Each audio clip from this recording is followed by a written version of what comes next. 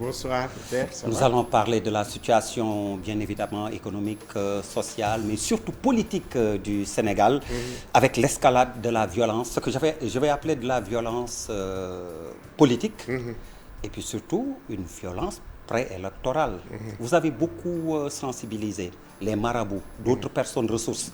Apparemment, c'est tombé dans l'oreille d'un sourd. Demain, Barthélémy Diaz qui va au palais de justice pour un énième renvoi de son procès sur l'affaire du meurtre du nervi Ndiaga Diouf après l'attaque en 2011 de sa mairie à Sacré-Cœur-Mermoz. Donc, nous avons également le dépôt des listes de l'opposition qui pose beaucoup de problèmes. On a vu que ce sont les listes de l'opposition, particulièrement Yewwi et Gëm Sa Bopp qui ont des problèmes, ces deux coalitions. On commence donc par l'affaire Barthélémy Diaz.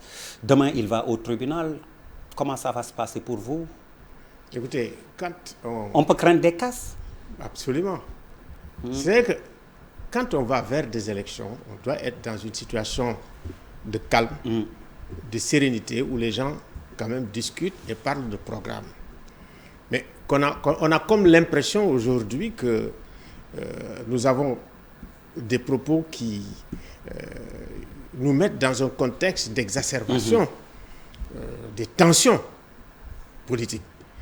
Et au lieu d'aller vers des élections locales, j'ai peur d'ailleurs que nous puissions avoir les élections locales les plus violentes de l'histoire politique de ce pays, parce que on a l'impression qu'on va vers une guerre civile larvée. Quand les gens parlent de sacrifice, parlent d'envahir, donc c'est une situation extrêmement sérieuse qui montre que la démocratie sénégalaise, elle est malade. C'est une démocratie aujourd'hui déconsolidante, du fait à la fois, disons, de la responsabilité de l'État. C'est éminent. Écoutez, moi, j'ai suivi cette question, l'histoire de Barthélémy Diaz. Mais l'État est seul responsable pour vous? L'État seulement n'est pas responsable. Mais l'opposition aussi est responsable. C'est vrai qu'aujourd'hui, je prends le cas de la justice. Si vous instrumentalisez la justice, vous en faites une justice partisane. Mais écoutez, vous finissez par dégrader son image, délégitimer ses actions, et qui fait que la justice n'est pas respectée. Ça, c'est pas bon. De la même manière aussi, dénoncer vigoureusement la justice et les juges d'une manière aussi violente et agressive, ça veut dire, ça nous met dans une situation d'une justice menacée. Une justice menacée, ça veut dire qu'il n'y a plus d'état de droit. Et également, on va peut-être vers l'effondrement de l'État. Moi, je prends le cas typique du Mali avec les élections législatives et l'effondrement de la justice du Mali. Donc, il faut qu'on fasse extrêmement attention parce que nos États sont fragiles. Donc, c'est une responsabilité de l'État parce que c'est à l'État aussi vraiment de garantir, au chef de l'État même, de garantir vraiment une justice qui soit indépendante, qui soit impartiale. C'est extrêmement important. Et pour ce cas, moi je vais vous dire carrément la même chose. Vous savez, le 23 juin, j'ai été quand même la première victime. Sauvagement agressée par des nervis. Mais ces nervis qui ont attaqué Barthélémy Diaz, vous savez par où ils sont passés d'abord ce jour-là, du mois de décembre? Ils sont passés d'abord par la RADDHO. Je parle sous le contrôle de Abdou Samad Mbaké. Il a garé juste après eux. Mais la RADDHO était bondée de monde ce jour-là. Ils ont dit, on y va. Ils ont quitté leur 4x4 là. Ils sont partis chez Bathily. Et après chez Bathily, ils sont partis. Mais écoutez, est-ce que vous avez regardé la vidéo où le président de la République soutenait Barthélémy à côté du papa de Barthélémy? C'est ça le problème. C'est la notion de culpabilité. Si vous êtes avec le pouvoir, vous n'êtes pas coupable. Si vous êtes contre le pouvoir, vous êtes coupable. Je pense que ça aussi... c'est valable des deux côtés. Macky Sall, opposant, qui parlait comme un opposant, effectivement, n'est plus Macky Sall qui parlait en tant que président de la République. Non. C'est-à-dire que le grand problème que nous avons, et ça c'est un conflit d'intérêts, c'est être président et être chef de parti. Et chef de coalition politique. Oui, d'une majorité, oui, de la majorité. Ça, c'est un problème. Parce que quand même, d'une part, vous êtes le garant quand même du bon fonctionnement des institutions, mais en même temps, vous créez une situation où on est dans un état partisan. Et c'est un état partisan, en réalité, qui pose problème. et qui fait que, bon, les situations que nous avons dans la sous-région, c'est des situations qui peuvent arriver au Sénégal aujourd'hui. Donc nous, ce que nous demandons encore une fois, c'est d'abord au pouvoir de créer les conditions pour que la justice puisse se faire de manière sereine. Oui.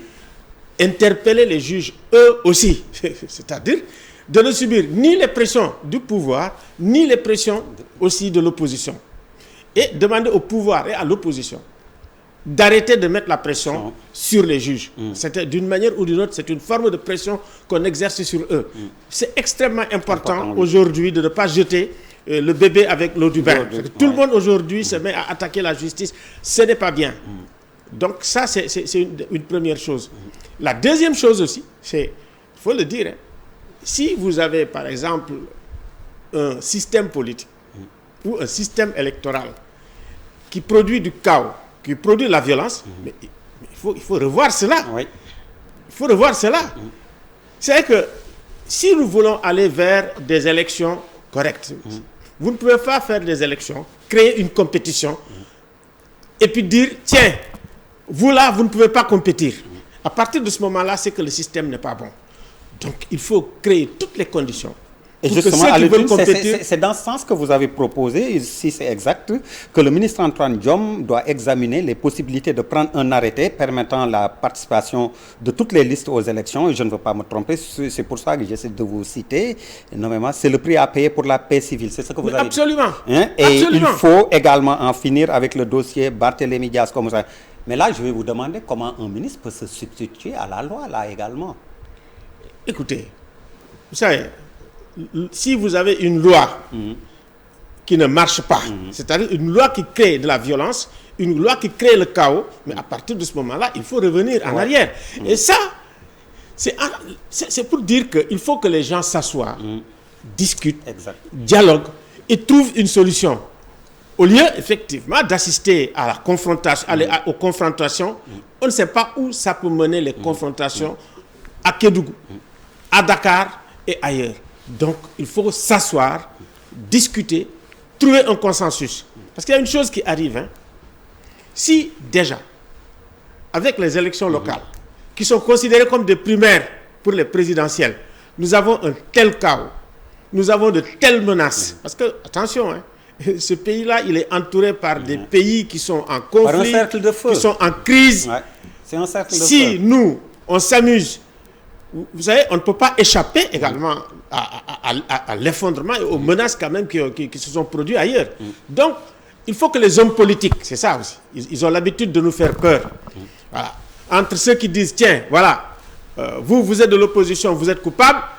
Ah bon, nous sommes coupables, nous allons aussi, nous aussi, renverser la table.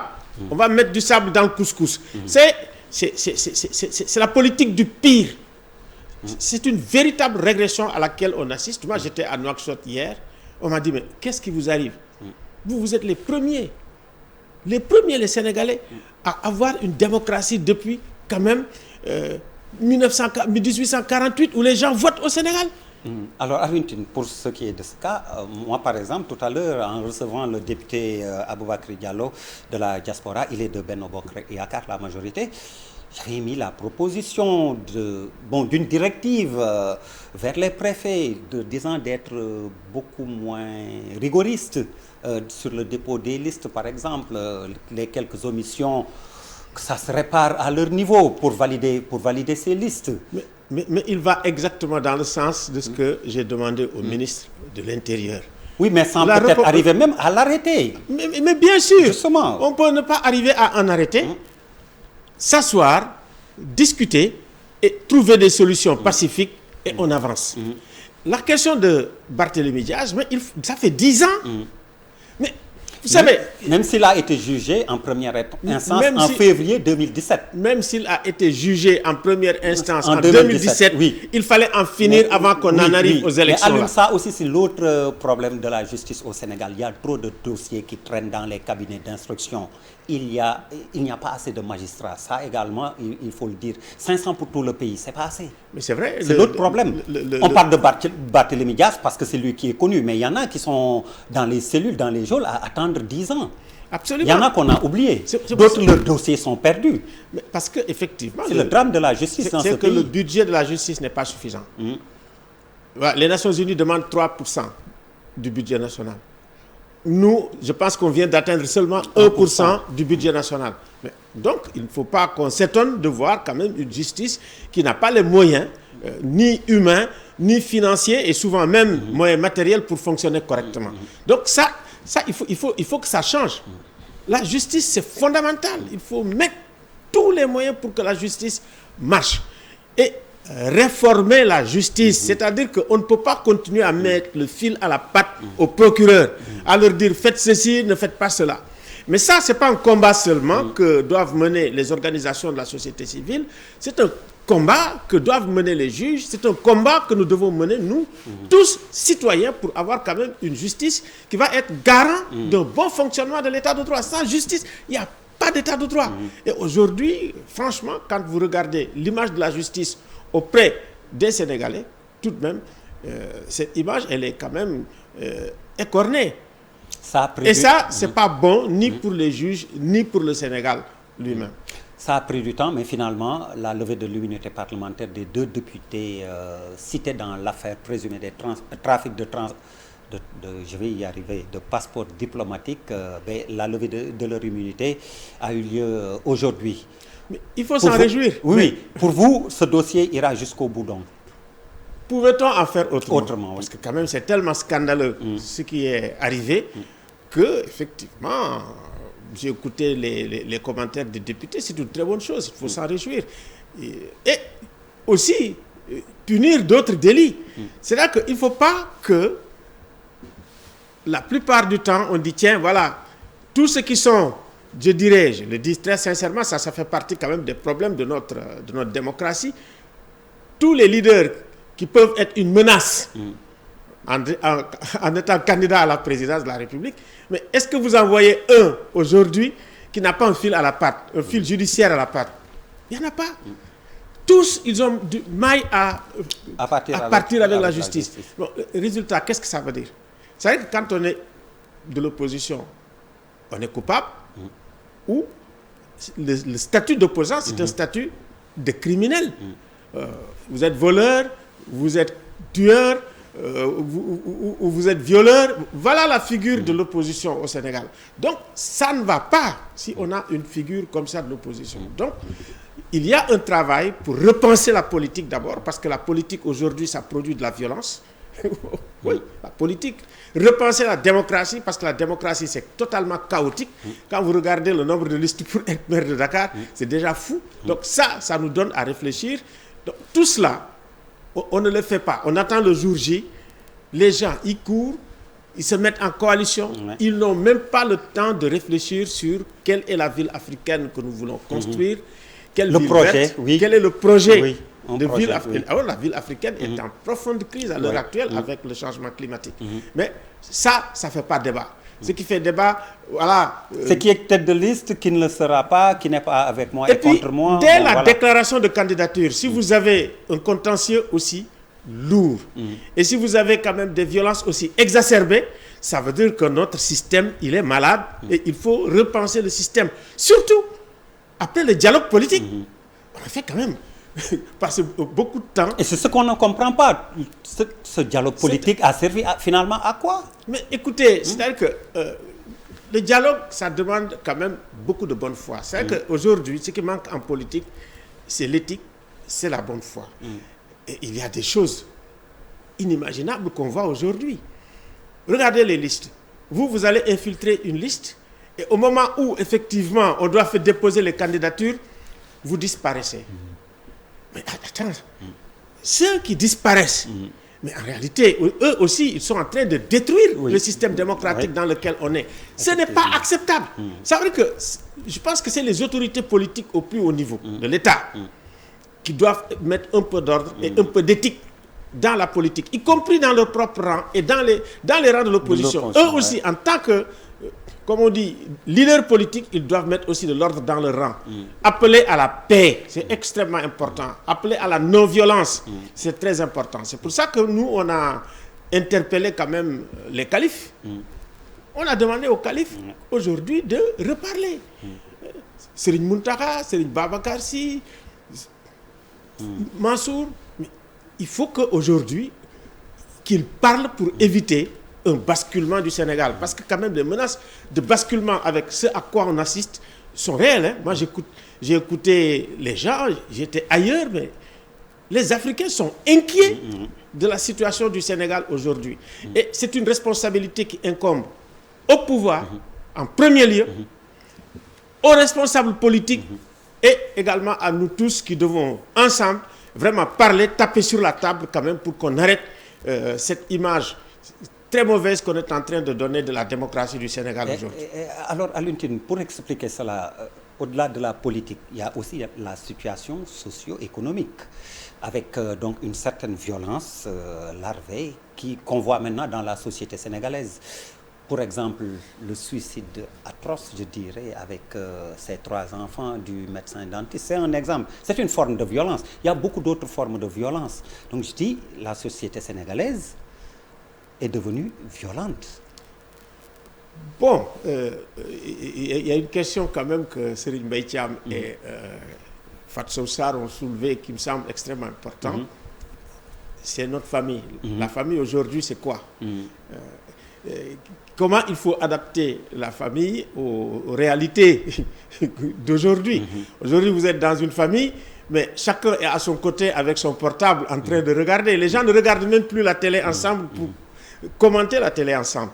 Donc, il y a une espèce de, comment on dit, dislocation, l'individualisme, même à l'intérieur de la cellule familiale arrive. Je pense que tout ça, il faut prêter attention, effectivement, aux sociologues qui travaillent sur cette question, parce que je pense que Fatou Sarr a beaucoup alerté, c'est ça. Et puis, écoutez, si vous n'avez pas la première cellule dans la société, si elle est malade, mais vous ne pouvez pas avoir un État qui ne soit pas malade. C'est extrêmement lié. Donc, si vous n'avez pas dans la société, ou vraiment dans l'état de droit, les individus qui sont, si vous voulez, dans le bien-être social, des individus qui sont dans une situation de liberté, d'expression, liberté de croyance, etc. Mais vous ne pouvez pas avoir un État qui marche correctement. Maintenant, il y a la question de l'État social. Vous venez de ça, l'État social, exactement. La question des inégalités, la question de la pauvreté.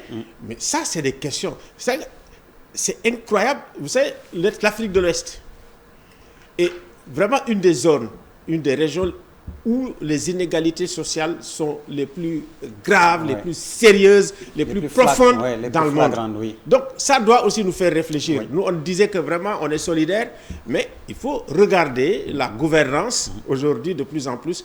Plus souvent vous êtes riche, plus vous avez de ressources, vous savez, et plus vous avez l'impression effectivement que la pauvreté aussi, de façon proportionnelle, et la misère, elle est là. Et dans la plupart de nos pays, quand vous regardez, c'est énormément de ressources et beaucoup de pauvreté qui profitent des ressources. Comment redistribuer les ressources? Ces questions de gouvernance, ce sont des questions extrêmement importantes qu'il faut poser. Malheureusement, nous sommes pris par le temps, mais on ne peut pas ne pas évoquer avec vous l'actualité sous-régionale avec le dernier sommet de la CEDEAO, il y a juste 2 jours, je pense, et des sanctions qui ont été donc brandies contre le Mali et la Guinée. Pour vous, c'est pertinent? Bon, vous savez, les 2 pays ont pratiquement contesté. Vous savez, que ce soit le Mali, ils ont sorti également... Et Doumbouya même qui a rejeté la nomination d'un envoyé spécial. Exactement. En l'occurrence, pour ne pas le nommer, Ibn Chambas. Tout à fait. Oui, il a écrit pour dire, mais écoutez, nous prenons acte de ce que vous avez dit. Bon, il n'y a pas de crise qui nécessite qu'un envoyé spécial de la CEDEAO soit nommé en Guinée. Mais nous acceptons effectivement qu'il y ait les missions ponctuelles de la CEDEAO. Donc, ça peut se comprendre. Je pense qu'il faut de plus en plus que la CEDEAO puisse avoir un peu plus de compréhension par rapport aux crises profondes vraiment dans ces pays, que la CEDEAO accompagne Parce que les sanctions n'ont pas de sens. Si vous demandez à un militaire qui ne voyage pas de ne pas voyager, mais écoutez, la sanction est nulle et de nul effet. Oui. Si également c'est des sanctions économiques qui vont frapper les populations, mais c'est des victimes de la situation. Finalement, donc, il me semble qu'il faut aussi examiner avec beaucoup de lucidité le régime des sanctions et la pertinence des sanctions au sein de la CEDEAO. Mais la chose la plus grave, c'est qu'en réalité, vous avez aussi des chefs d'État qui veulent faire un troisième mandat, alors que, bon, d'autres ont réglé la question du troisième mandat. Quand vous regardez ce qui se passe en Guinée, des chefs d'État qui sont toujours également dans une situation où c'est l'autoritarisme, pratiquement les dictatures, qui mettent les gens en prison, qui ont des exilés. Mais comment pouvez-vous, vous qui ne respectez pas les règles démocratiques, qui ne respectez pas le protocole, aller juger quelqu'un qui fait mieux que vous? La question de fond, c'est cette cohérence-là au sein de la CEDEAO. Et c'est pour ça que nous allons organiser un grand débat sur la CEDEAO pour effectivement voir comment... C'est pour quand? Ce sera pour le mois de décembre, le 8 décembre. Et pour faire des recommandations pour le sommet Africa Jom Center. Voilà, on va organiser le 8 septembre, vraiment, avec quand même des sommités, pour faire des propositions concrètes pour le sommet de la CEDEAO qui va se tenir le 12 décembre. Alioune Tine, merci. C'est moi qui vous remercie. Vous êtes le président d'Africa Jom Center. Mesdames, Messieurs, merci de nous avoir suivis. Excellente suite de programme sur la télévision Futur Média. Après avoir tué